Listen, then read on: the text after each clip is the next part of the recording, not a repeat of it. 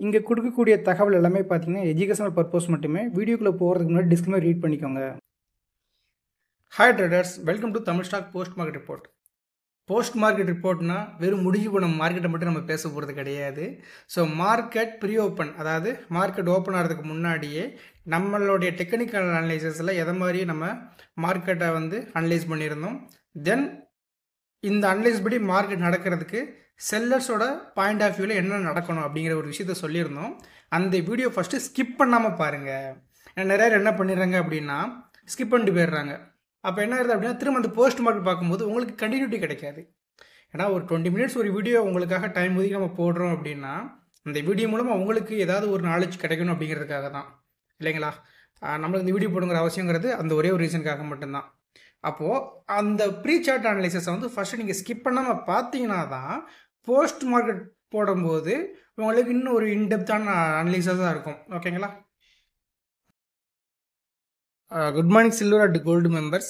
So இன்றைக்கி நம்மளுடைய pre chart அனலைசிஸில் டெக்னிக்கல் அனலைசிஸில் நிஃப்டியோட சார்ட் எப்படி ஷோ ஆகுது, தென் இதில் வரக்கூடிய ஆப்பர்ச்சுனிட்டியை ஆப்ஷன் செல்லர்ஸ் பாயிண்ட் ஆஃப் வியூவில் எப்படி நம்ம எடுக்க போகிறோம் அப்படிங்கிறத இன்டெப்த்தாக பார்க்க போகிறோம்.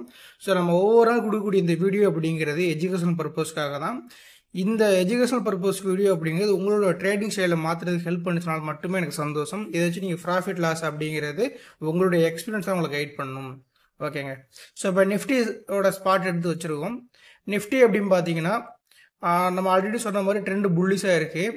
இப்போது இவ்வளோ பெரிய அப் ட்ரெண்டுக்கு அப்புறம் பார்த்தீங்கன்னா ஃபர்ஸ்ட் டைம் ஒரு பேரிஸ் பேட்டர்ன் ஃபார்ம் ஆயிருக்கு.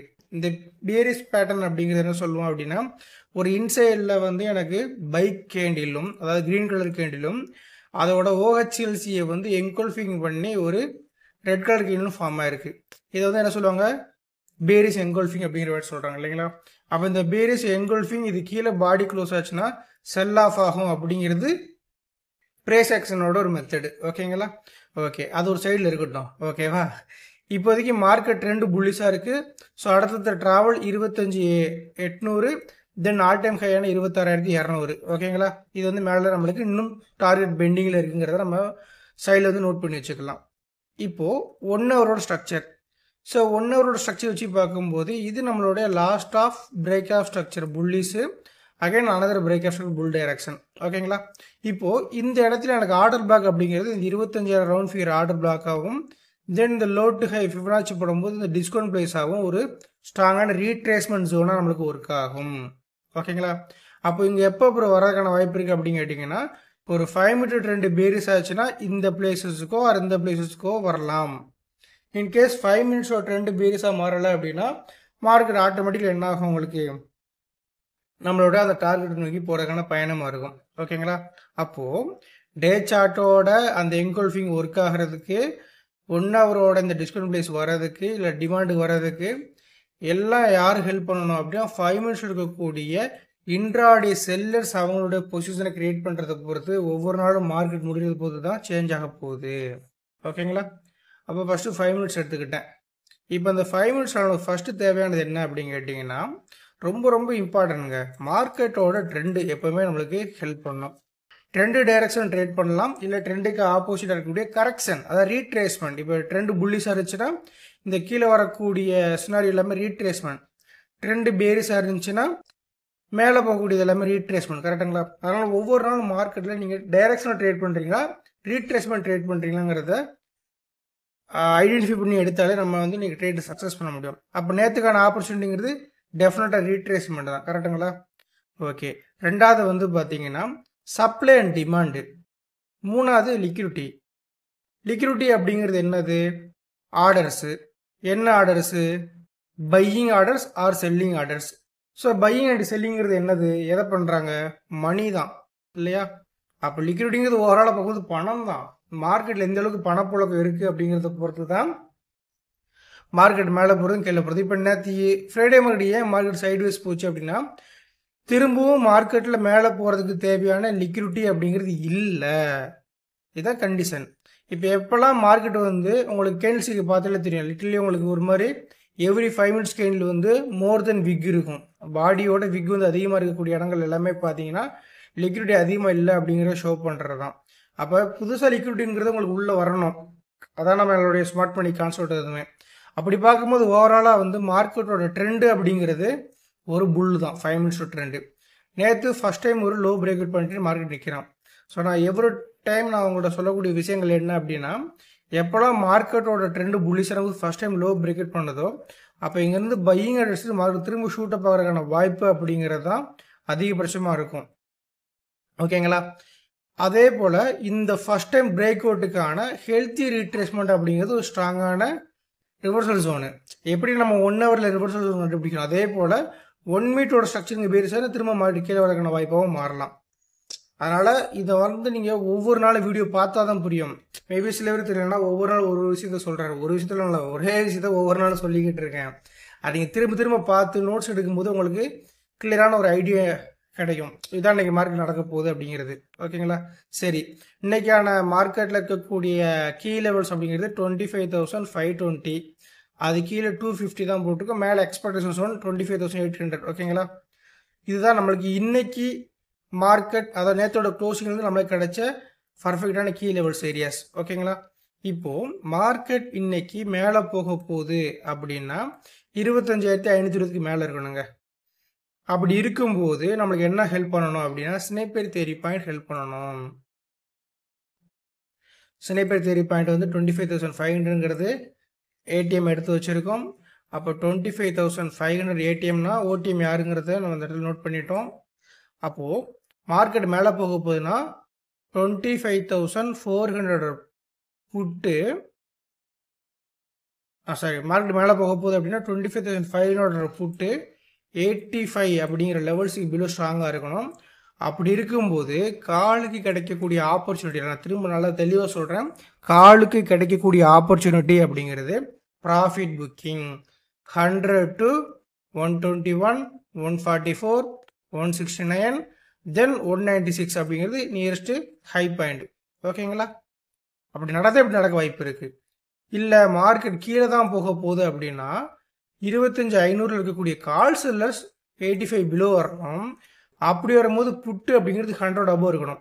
அப்படி 100 அபோவ் இருந்துச்சு என்ன ப்ராபபிலிட்டி சார் இருக்குது அப்படின்னு கேட்டிங்கன்னா பேனிக் ஆப்பர்ச்சுனிட்டி. ஓகேங்களா? லாஜிக் தான். இது எப்படி சார்ட்டில் பார்த்துடலாமா? ஓகே, இதாங்க சார்ட்.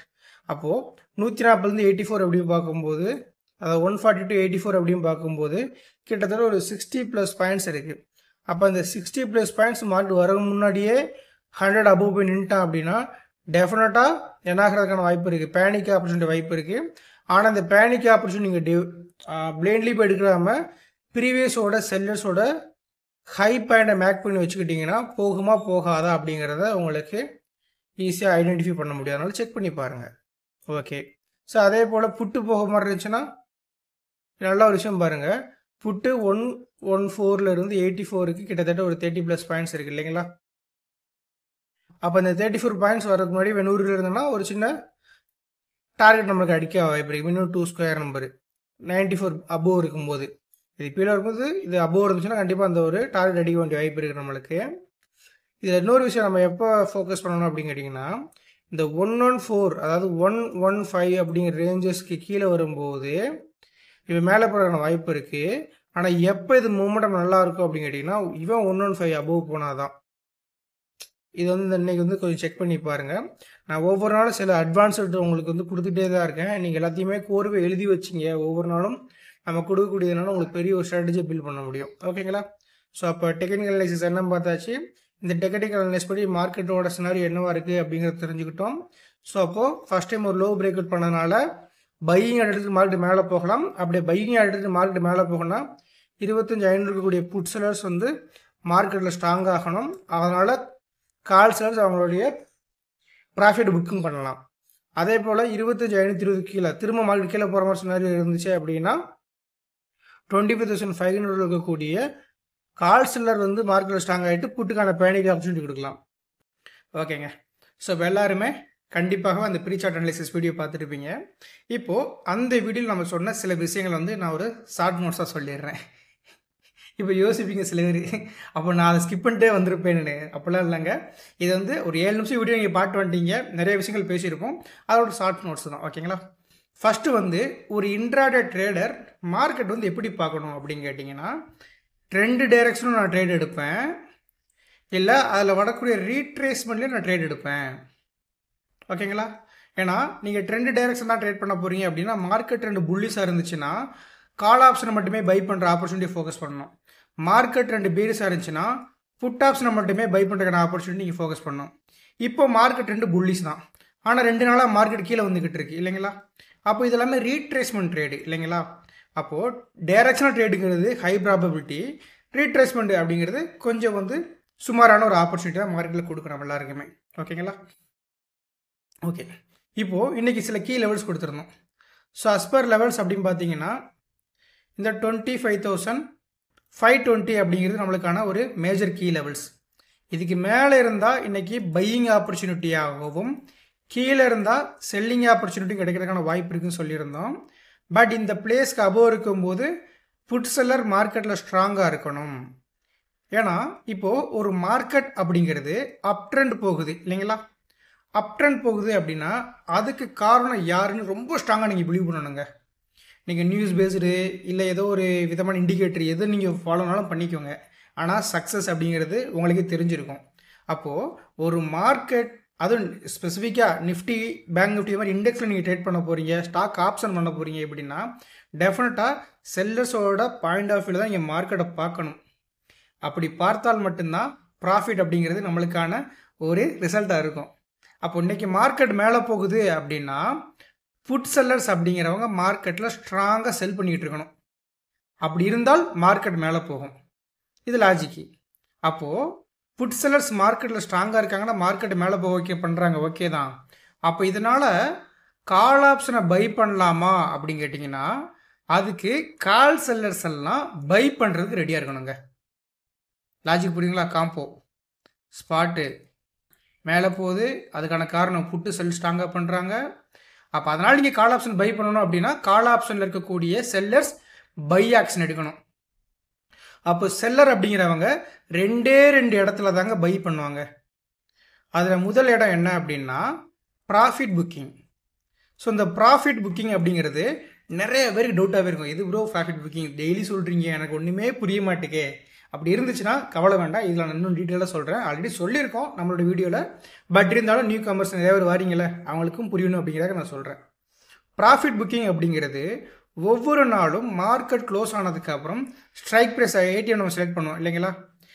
அந்த ஏடிஎம் ஸ்ட்ரைக் ப்ரைஸோட க்ளோஸுக்கும் ஹைக்கும் பிட்வீன் த டிஸ்டன்ஸ் இருக்குது பார்த்தீங்களா? இந்த க்ளோஸ் டு ஹை ட்ராவல் ஆகக்கூடிய இந்த ஒரு ரேலி தான் ப்ராஃபிட் புக்கிங். ப்ரீவியஸோட closing point to selling point, high அப்படிங்கிறது செல்லிங் பாயிண்ட்டு, லோ அப்படிங்கிறது ப்ராஃபிட் புக்கிங் பாயிண்ட். ஓகேங்களா? ஸோ இந்த ஒரு க்ளோஸ் டு ஹை டிஸ்டன்ஸை தான் ப்ராஃபிட் புக்கிங் ஏரியா நம்ம சொல்லுவோம். அப்போ பேனிக் அப்படிங்கிறது என்ன ப்ரோ அப்படின்னு கேட்டிங்கன்னா ப்ரீவியஸ் டேவோட செல் பாயிண்ட்டு சொல்லக்கூடிய ஹை பாயிண்ட்டுக்கு மேலே போச்சுன்னா இது பேனிக் ஆப்பர்ச்சுனிட்டி. லாஜிக் எல்லாத்துக்குமே புரிஞ்சிருக்கும் இல்லைங்களா? இதுலேயும் புரியலன்னா கொஞ்சம் கூட யோசிக்காதீங்க, கமெண்ட் பண்ணுங்கள். இப்போ நம்ம ஆக்டிவ் ஆகிட்டோம், அதனால் எல்லா விதமான கமெண்ட்ஸும் கண்டிப்பாக ரீப்ளே ரெஸ்பான்ஸுங்கிறது வரதான் செய்யும். ஓகேங்களா? சரி, இப்போ மார்க்கெட் மேலே போகிற சினாரியோ சொல்லியாச்சு. அதே மார்க்கெட் கீழே போச்சுன்னா கால் ஆப்ஷன் செல்லர் மார்க்கெட்டில் ஸ்ட்ராங்காக இருக்காங்க அப்படின்னா ஸ்பாட்டும் கீழே போகிறதுக்கான chances are there.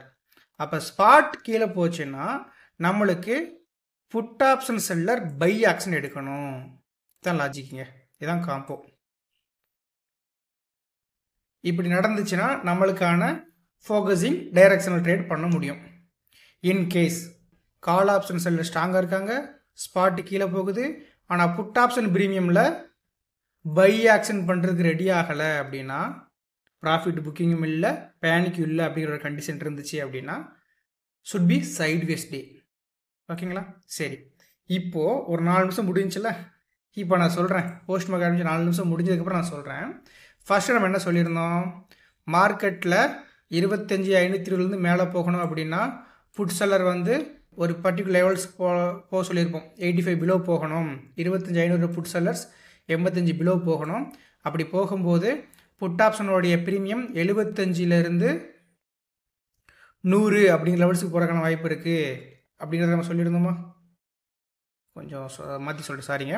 25,500 put sellers இப்படி போனாங்கன்னா காலில் வந்து நம்மளுக்கு நடக்கிறது ப்ராஃபிட் புக்கிங் 94,190 இல்லைங்களா? அது போக நம்ம ஸ்ட்ரைக் ப்ரைஸில் சொல்லும் போது 114 ஒரு லெவல் சொல்லியிருந்தோம். அது கூட இன்றைக்கி கீழே கமெண்ட் பண்ணியிருந்தாங்க. அதாவது இவன் இங்கே கீழே போகும்போது இவன் மேலே போகணும் அப்படின்னா புட்டோட ப்ரீவியஸோட க்ளோஸ் பாயிண்ட்டுக்கு மேலே மினிமம் போகணும் அப்படிங்கிற விஷயத்த சொல்லியிருந்தோம். 114.95. ஓகேங்களா. இது கூட இன்றைக்கி நம்மளோட கமெண்ட் செக்ஷனில் யாரும் கமெண்ட் போய் கேட்டிருப்பாங்க. அதுவுமே உங்களை நான் ஷோ பண்ணி காட்டுறேன். ஸோ கரெக்டாக பார்த்தீங்கன்னா காலையிலே வந்து 30 அன்னைக்குள்ளதா. ஓகே,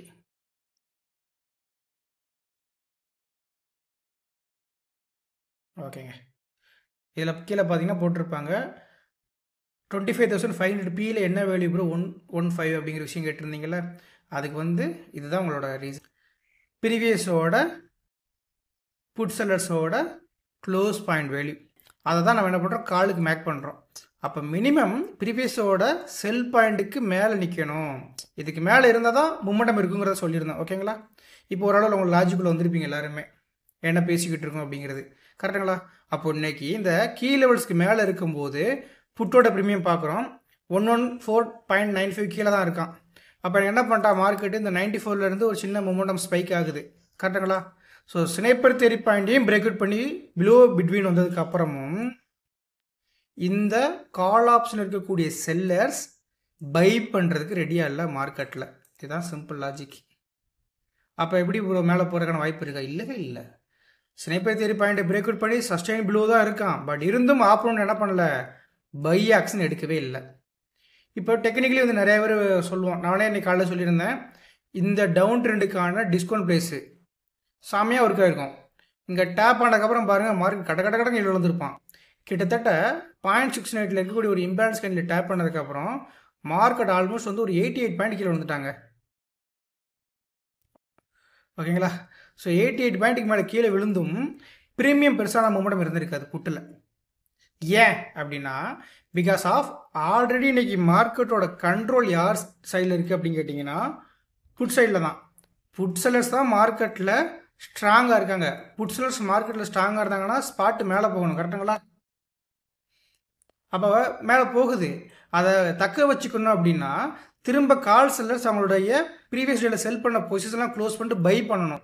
அப்படி பண்ணிங்கன்னா இப்படி பறந்துருக்கும். அது நடக்கலை. அப்போ புட் செல்லர் டே இன்னைக்கு புட் செல்லர்ஸுக்கான டே தான் இன்னைக்கு. ஏன்னா அவன் தான் ஸ்ட்ராங்காக இருக்கான். ஸ்னைப்பர் பாயிண்ட் மேலே அவனால் போகவே முடியல. கரெக்டுங்களா. எப்போ அப்போ பேருக்கான வாய்ப்பு இருந்திருக்கும் அப்படின்னு கேட்டிங்கன்னா அந்த 0.6 மார்க் ரிவர்ஸில் ஆகுது பார்த்தீங்களா. இன்னொரு நான் ட்ரா பண்ணுறேன், ஹை டு லோ போடுறேன். இந்த 0.5 0.6 மார்க் ரிவர்ஸில் ஆகுது பார்த்தீங்களா. இப்படி ரிவர்ஸ் ஆகிற சினாரியோவில் புட்டு லோவில் இருந்து அப்பர் சைடு பிரேக் அவுட் பண்ணிவிட்டு இந்த 85 ரூபாயை சஸ்டெயின் பண்ணி வச்சுருந்தான்னா டெஃபினட்டாக இவ்வளோ நேரம் ஸ்ட்ராங்காக இருந்த புட் செல்லர்ஸ் வந்து என்ன பண்ணிடுவாங்க, பயந்துருவாங்க.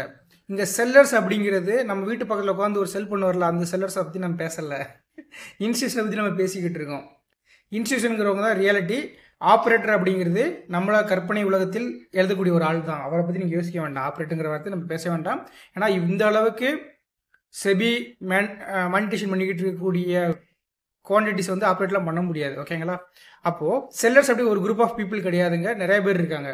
அப்போ ஒவ்வொரு க்ரீன் கலர் கேண்டிலும் செல்லர்ஸோட பை ஆக்ஷன் நடக்குது, ஒவ்வொரு ரெட் கலர் கேண்டிலும் செல்லர்ஸோட நியூ கான்ட்ராக்ட் செல்லிங் நடக்குது. ஓகேங்களா. அப்போது மொத்தமான செல்லர்ஸும் வெளியே போகிறதுக்கான ஒரு பிளேசஸ் தான் இந்த 84ங்கிற பாயிண்ட்டு.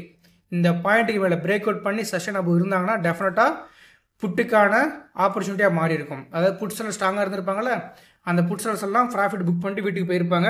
பட் அது நடக்கலை. ஓகேங்களா. ஸோ என்னால் முடிஞ்ச அளவு இன்றைக்கான மார்க்கெட் உங்களுக்கு நான் எக்ஸ்ப்ளனேஷன் கொடுத்துட்டேன். இதில் டவுட் இருந்துச்சுன்னா மறக்காமல் கமெண்ட் செக்ஷனில் கமெண்ட் பண்ணுங்கள். ஏன் ஃபர்தர் அங்கேருந்து மேலே போகலை, கீழோட்ஸ்க்கு மேலே தானே இருக்குது அப்படின்னு கேட்டிங்கன்னா think about it. Call buyers buy பண்ணுறதுக்கு ரெடி ஆகலை. ஏன்னா நேற்றோட க்ளோஸ்க்கு மேலே கூட போகலை. ஓகேங்களா. ஸோ இன்றோட வீடியோவில் தாங்க. ஸோ நாளைக்கு special day. So special video கண்டிப்பாக வருது. 5:30க்கு வெயிட் பண்ணிக்கிட்டுருங்க. தேங்க்யூ. லைக் முக்கியம் பிகிலே.